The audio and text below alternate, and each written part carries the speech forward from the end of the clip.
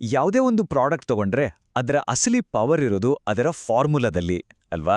So ಇವತ್ತು ನಾವು ಡೈನೆಸ್ ರೊಸೆಂಟಾ ಅನ್ನೋ ಪ್ರಾಡಕ್ಟ್ ಹಿಂದೆ ಇರೋ ಆ 12 ಮುಖ್ಯ ಇಂಗ್ರೀಡಿಯೆಂಟ್ಸ್ ಯಾವುದು ಅಂತ ನೋಡೋಣ. ಪ್ರತಿಯೊಂದಕ್ಕೂ ಅದರದೇ ಆದ ಪ್ರಾಮುಖ್ಯತೆ ಇದೆ. ಬನ್ನಿ ಒಟ್ಟಿಗೆ ಸೇರಿ ಇದರ ಗುಟ್ಟನ್ನು ಬಿಡಿಸೋಣ. ಹಾಗಾದ್ರೆ ಈ ಫಾರ್ಮುಲಾದ ಒಳಗೆ ಅಸಲಿಗೆ ಏನಿದೆ ಬನ್ನಿ ನೋಡೋಣ. ಯಾವುದೇ ಒಂದು ಫಾರ್ಮುಲಾ ಇಷ್ಟೊಂದು ಎಫೆಕ್ಟಿವ್ ಆಗಿರ್ಬೇಕಾದ್ರೆ ಅದ್ರ ಹಿಂದೆ ಏನೋ ಒಂದು ಕಾರಣ ಇರಲೇಬೇಕಲ್ವಾ. ಇದರ ಬೆನಿಫಿಟ್ಸ್ ಇಂದಿರೋ ಆ ಸೀಕ್ರೆಟ್ ಏನು, ಆ ಒಂದು ಮುಖ್ಯ ಪ್ರಶ್ನೆಗೆ ಉತ್ತರ ಹುಡುಕೋದೆ ಇವತ್ತಿನ ನಮ್ಮ ಕೆಲಸ. ನೋಡಿ, ಉತ್ತರ ಇಲ್ಲೇ ಇದೆ. ಈ 12 ಕೀ ಕಾಂಪೊನೆಂಟ್ಸ್ನಲ್ಲೇ ಇದನ್ನೊಂದು ಪಝಲ್ ಅನ್ಕೊಂಡ್ರೆ ಪ್ರತಿಯೊಂದು ಪೀಸನ್ನು ಜೋಡಿಸ್ತಾ ಹೋದ್ರೆ ನಮಗೆ ಪೂರ್ತಿ ಚಿತ್ರಣ ಸಿಗುತ್ತೆ. ಬನ್ನಿ ಒಂದೊಂದಾಗಿ ನೋಡೋಣ.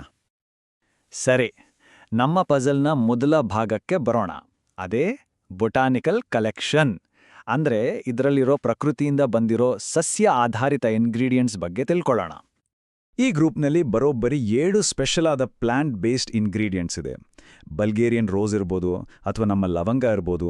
ಪ್ರತಿಯೊಂದು ಈ ಫಾರ್ಮುಲಾಗೆ ತನ್ನದೇ ಆದ ಒಂದು ಯುನೀಕ್ ಪವರ್ ಕೊಡುತ್ತೆ. ಹಾಗಾದ್ರೆ ಅವು ಯಾವುವು ಅಂತ ನೋಡೋಣ ಬನ್ನಿ. ಮೊದಲನೇದಾಗಿ ಬಲ್ಗೇರಿಯನ್ ರೋಸ್ ಪ್ಲಾಸೆಂಟಾ. ಇದರ ಬಗ್ಗೆ ಕೇಳಿದ್ರೆ ಹೆಚ್ಚಾಗಿ ಸ್ಕಿನ್ ರಿಜುವಿನೇಷನ್ ಅಂದ್ರೆ ಚರ್ಮದ ಪುನಶ್ಚೇತನಕ್ಕೆ ಮತ್ತು ಆರೋಗ್ಯಕ್ಕೆ ಇದು ಹೆಲ್ಪ್ ಮಾಡುತ್ತೆ. ಎರಡನೇದು ಬ್ರೌನ್ ಸೀವೀಡ್ ಎಕ್ಸ್ಟ್ರಾಕ್ಟ್. ಇದು ತನ್ನ ಆಂಟಿ ಆಕ್ಸಿಡೆಂಟ್ ಗುಣಗಳಿಗೆ ತುಂಬಾನೇ ಫೇಮಸ್. ಮೂರನೇದು ಲೋಟಸ್ ಸ್ಟೆಮ್ ಎಕ್ಸ್ಟ್ರಾಕ್ಟ್. ಇದು ಸ್ಕಿನ್ಗೆ ಒಂದು ರೀತಿ ಕಾಮಿಂಗ್ ಎಫೆಕ್ಟ್ ಕೊಡುತ್ತೆ, ಮಾಯಿಶ್ಚರೈಸ್ ಮಾಡುತ್ತೆ ಅಂತ ಹೇಳ್ತಾರೆ. ನಮ್ಮ ಲಿಸ್ಟ್ನಲ್ಲಿ 4ನೇದಾಗಿ ಬರೋದು ಹಾಗಲ್ಕಾಯಿ ಎಕ್ಸ್ಟ್ರಾಕ್ಟ್. ಟ್ರೆಡಿಷನಲ್ ಆಗಿ ಇದನ್ನ ಬ್ಲಡ್ ಶುಗರ್ ಲೆವೆಲ್ಸ್ ಮ್ಯಾನೇಜ್ ಮಾಡಕ್ಕೆ ಬಳಸ್ತಾರೆ. ಮುಂದೆ ಬರೋದು ಅಶ್ವಗಂಧ ಬೇರಿನ ಎಕ್ಸ್ಟ್ರಾಕ್ಟ್. ಇದಂತೂ ಎಲ್ಲರಿಗೂ ಗೊತ್ತಿರೋ ಹಾಗೆ ಸ್ಟ್ರೆಸ್ ಕಡಿಮೆ ಮಾಡಿ ಎನರ್ಜಿ ಕೊಡೋಕೆ ಸಹಾಯ ಮಾಡುತ್ತೆ. ಈ ಬೊಟಾನಿಕಲ್ ಗ್ರೂಪ್ನ ಇನ್ನೊಂದು ಸದಸ್ಯ ಆಲ್ಫಾಲ್ಫಾ. ಇದನ್ನ ವಿಟಮಿನ್ಸ್ ಮತ್ತೆ ಮಿನರಲ್ಸ್ನ ಒಂದು ಒಳ್ಳೆ ಸೋರ್ಸ್ ಅಂತ ಪರಿಗಣಿಸ್ತಾರೆ. ಕೊನೆಯದಾಗಿ ಈ ಸಸ್ಯ ಆಧಾರಿತ ಕಲೆಕ್ಷನ್ನ ಪೂರ್ಣಗೊಳಿಸೋದು ಲವಂಗ. ಇದು ತನ್ನ ನ್ಯಾಚುರಲ್ ಆಂಟಿಮೈಕ್ರೋಬಿಯಲ್ ಪ್ರಾಪರ್ಟೀಸ್ಗೆ ಹೆಸರುವಾಸಿ.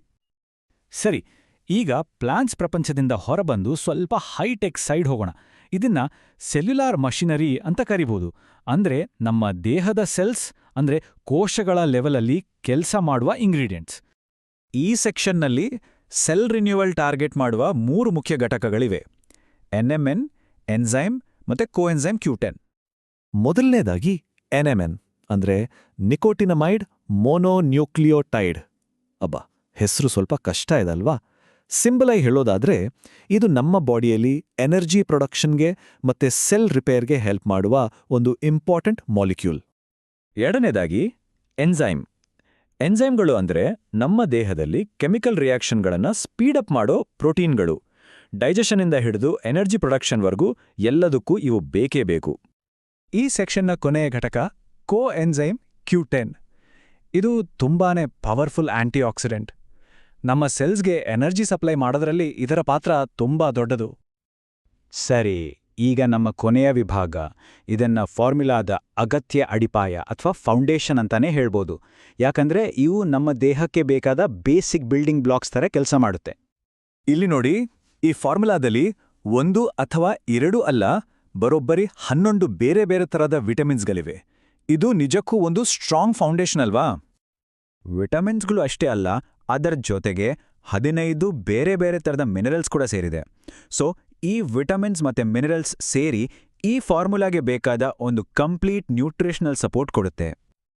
ಸರಿ, ನಾವು ಇಲ್ಲಿಯವರೆಗೆ ನೋಡಿದ ಎಲ್ಲಾ ಪೀಸ್ಗಳನ್ನು ಈಗ ಒಟ್ಟಿಗೆ ಸೇರಿಸಿ ಆ ಪೂರ್ತಿ ಚಿತ್ರಣ ಹೇಗಿರುತ್ತೆ ಅಂತ ನೋಡೋಣ ಬನ್ನಿ. ಹೀಗೆ ಒಂದ್ ಕಡೆ ನೇಚರ್ನ ಪವರ್ ಅಂದ್ರೆ ಬೊಟಾನಿಕಲ್ಸ್, ಇನ್ನೊಂದ್ ಕಡೆ ಸೈನ್ಸ್ನ ಇನ್ನೋವೇಷನ್ ಅಂದ್ರೆ ಸೆಲ್ಯುಲಾರ್ ಕಾಂಪೊನೆಂಟ್ಸ್, ಮತ್ತೆ ದೇಹದ ಫೌಂಡೇಶನ್ ಆದ ವಿಟಮಿನ್ಸ್ ಮತ್ತೆ ಮಿನರಲ್ಸ್. ಈ 3 ಸೇರಿ ಒಂದು ಕಂಪ್ಲೀಟ್ ಸಮಗ್ರವಾದ ಫಾರ್ಮುಲಾ ತಯಾರಾಗಿದೆ. ಹಾಗಾದ್ರೆ ಕೊನೆಯದಾಗಿ ಒಂದು ಪ್ರಶ್ನೆ ಮೂಡುತ್ತೆ. ನೇಚರ್ ಮತ್ತು ಸೈನ್ಸ್ನ ಇಂಥ ಕಾಂಪ್ಲೆಕ್ಸ್ ಮಿಶ್ರಣಗಳು ವೆಲ್ನೆಸ್ ಕ್ಷೇತ್ರದ ಭವಿಷ್ಯವನ್ನು ಹೇಗೆಲ್ಲ ಬದಲಾಯಿಸಬಹುದು? ಇದು ನಿಜಕ್ಕೂ ಯೋಚನೆ ಮಾಡಬೇಕಾದ ವಿಷಯ.